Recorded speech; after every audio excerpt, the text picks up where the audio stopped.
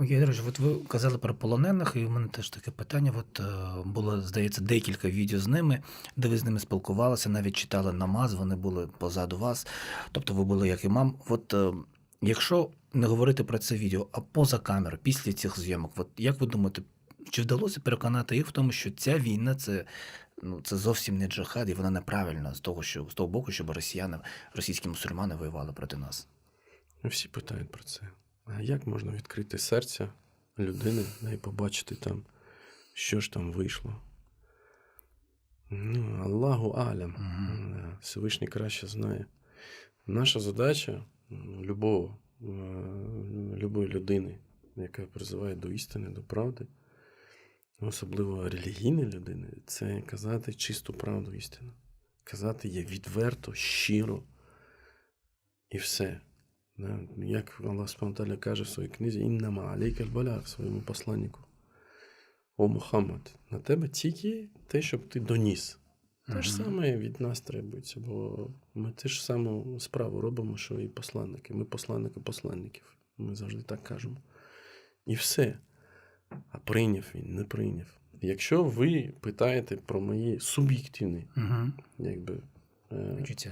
почуття, то так, дійсно. Цей киргиз, наприклад, який щиро казав, я прийшов сюди воювати і тому подібне, у нього от щось там произошло. І навіть є повторне інтерв'ю з Золкіним у нього, тобто, його обличчя показують, і навіть вони таку плашку зробили, де написали там після розмови з муфтієм. Тобто це відчувалося. Да. І, до речі, він там розповідає, оцей киргиз, що він молив Бога про те, щоб Бог показав йому шлях. Тобто, коли він прийшов сюди, до того, як опинився в полон, розумієте? І він це просив, і якби Аллах Субхану йому зберіг життя, і він потрапив в полон, потім приїхав в мечеть, порозмовляв, і потім про це розповідає. На жаль, я його судьбу не знаю, що там. І ми повинні розуміти, всі ці люди, вони дуже залякані. Вони все прекрасно розуміють. Завтра, післязавтра.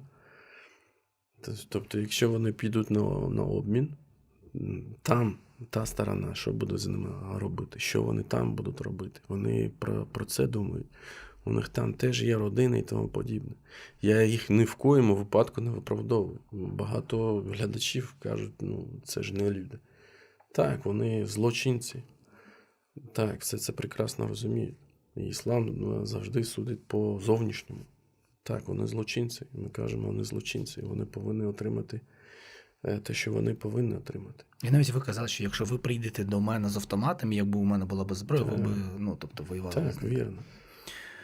Я зрозумів, релігійні діячі в Росії, там православна і також, скажімо так, в лапках мусульманські колеги, вони стверджують, що це джихад, що треба воювати, якісь там гомофобія, що в Україні там типу ЛГБТ-спільнота, тобто тут неонацизм. Як би ви пояснили б, що це не так, що це війна проти України, це зовсім не джихад? Це дуже цікаве питання. І тут дуже все просто. Дуже все просто. До речі, майже всі муфтії, вони зробили колективну таку заяву, винесли колективну фетву і підписали, що СВО, як вони це називають, вони навіть війною це не називають, є джихадом. І там вони, якщо почитати оці їхні колективну заяву, колективну фетву, так називаємо, вони там всі спираються на тексти про захист рідної землі. Розумієте?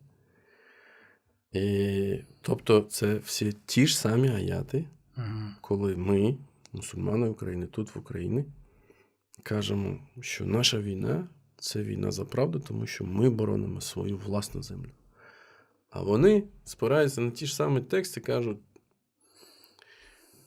ми напали на Україну, тому що вона б напала на нас. Тобто це просто брехня в чистому вигляді. Один в один. Це виправдовування ідеології рашистської. І все. Це тут дуже просто, насправді. Дуже просто.